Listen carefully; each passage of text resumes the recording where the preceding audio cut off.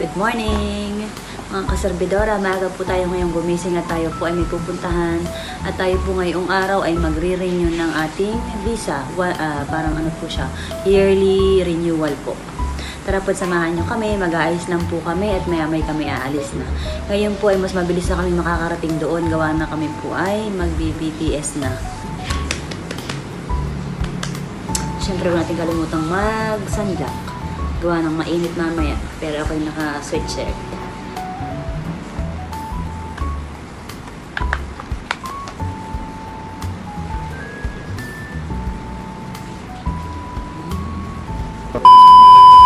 Papunta na po kami ng BTS niyan o train station. Bali, ang aming pong appointment is 9 in the morning. Bali, maaga lang po kaming gumayak na iyan, gawa ng hindi pa po namin kabisado yung pinakang bababaan namin na train station. Gawa ng first time lang po namin na mag-train ngayon dahil kadalasan po ay nagtataksi kami papunta doon. Pero dahil gawa na nga po yung BTS at dire-diretso na po hanggang doon, ay amin na pong tatry kung kami po yung makakarating doon ng mas mabilis. Bali, from dito po sa Asok or Sukhumvit ay 20 station po papunta ng Wat Phra station ng BTS. And after po nun ay lilipat po tayo ng Pink Line or sa Laxi station po tayo bababa para po malapit na tayo sa mismong immigration. Bali, magmumotor na lang po tayo papunta doon. At habang nasa BTS po kami ay nagvi-video rin po ako diyan at may mga nadadaanan din po kami mga temple. Medyo malapit na rin po tayo sa ating pupuntahan dahil nakita ko na po iyang building na iyan. Hindi ko lang po sure kung ano pong building iyan. Malapit na nga po pala kami bumaba diyan at lilipat na po kami ng isa pang train. Bali, after po ng Wat Phra ay lilipat po naman kami ng papunta ng Laxi.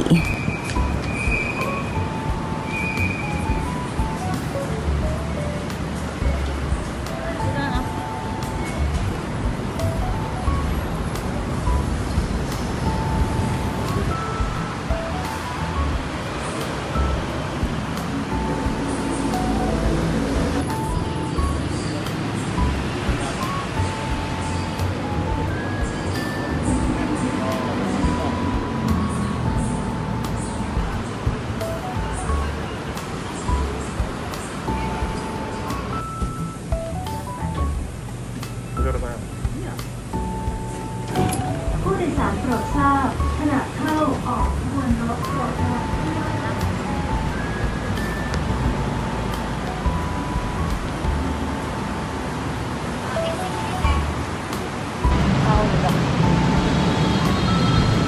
Nahulog ang dalawa.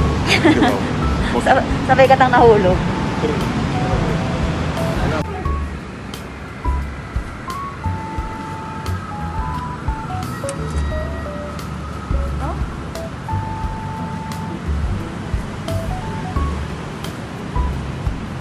Dahil hindi pa nga po namin kabisado kapag ka po nag-train pupunta doon sa immigration, ay medyo nagkaroon po kami ng struggle dyan at hindi po namin mahanap yung may mga motorbike. Kaya ang ending po ay nag-taxi kami papunta ng immigration. Paspasan po ang aming lakad diyan. Dapat po pala iaakit kami sa taas at kami po ililipat doon sa malapit sa red line. At after po na yun, sa baba po daw na yun ay may mga motorbike na pwede nang sakyan papunta doon. Kaya ang ending po, imbis po na kami po ay 20 baht lang ang pamasahe ay naging 70. Pero ayos lang din po, kaya ganun lang po talaga kapag ka po hindi pa ninyo gamay ang mga pasikot-sikot. Pero next time po na punta namin ay kabisado na namin kung papaano kami makakasakay at makakapunta doon. After po ng ilang minuto ay nakarating na rin po kami sa Cheng Wat na immigration. At nandito na po kami sa loob ng immigration, hinahanap na lang po namin yung aming agent. Maaga pa rin po naman kami nakarating dahil umalis po kami noon sa Sukhumvit or Asok station ng 7:30 in the morning. Tapos dumating po kami dito ng 8:30 in the morning. A few inches later. Kami po pala pauwi na, kami po nag-motorbike na laang papunta po ng Pink Line. Bali kami po natapos ay 9:30 laang po ng umaga, napakabilis laang po namin. Nagpirma laang at kami po ay pinauwi na.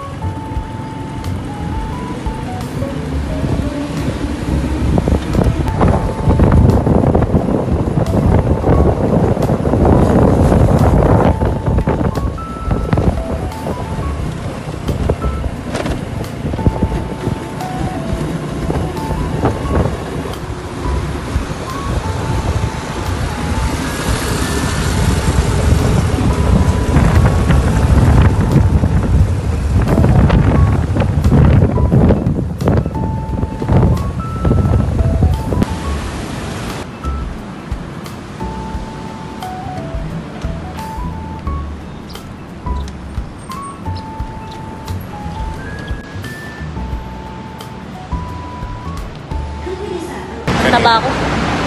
Ming Line. Punta kami sa Ming Line.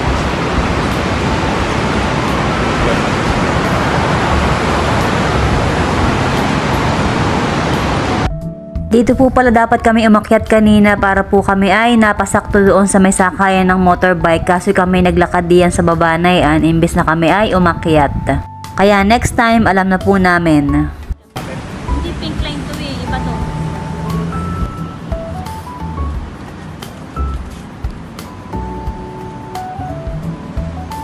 Nagpapakahirap kami. Doon kami sa kabila. Dito kami dadaan. Kasi hindi namin nakita kanina.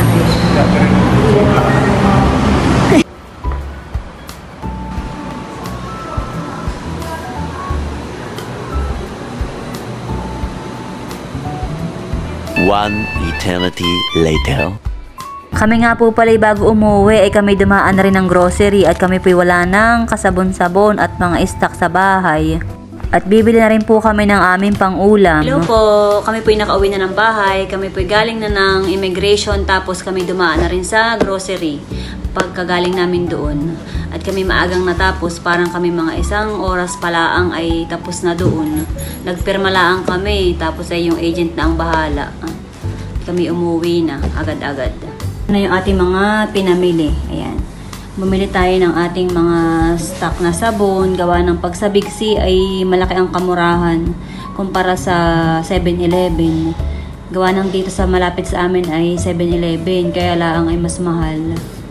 Kaya bumili na kami ng maramihan sa Big C. Pero ito naman po yung magagamit na namin ng matagal. Magbabalot na po ako ng aking lumpia. Lumpiang Shanghai. Para meron kaming pang prito-prito diyang kapag talagang ano na, yung madali ang luto.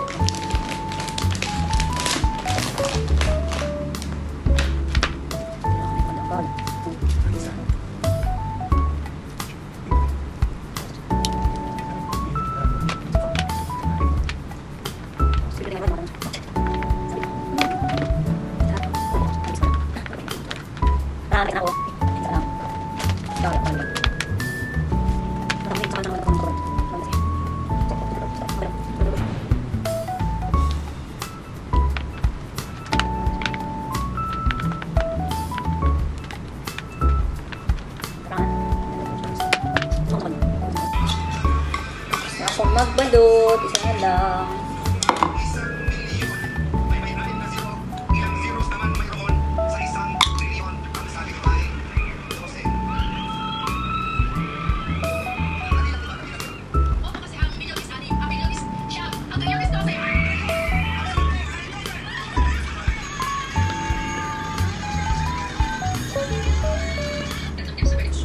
Last na to. Yan, tapos na ako.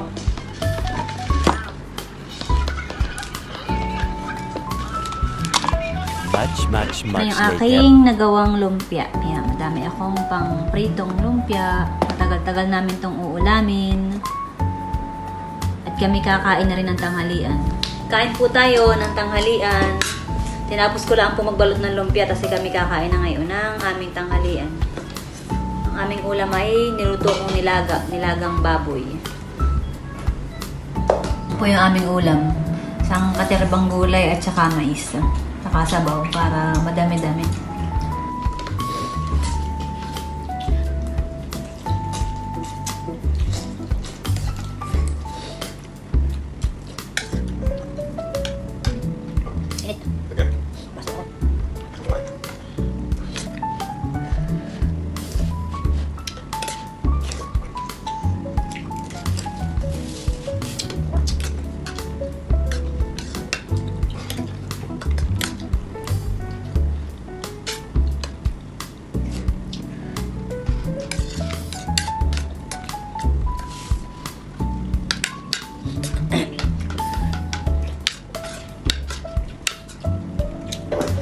Tapusin na lang po namin yung aming pagkain at salamat po sa inyong panonood. See you in our next vlog. Bye!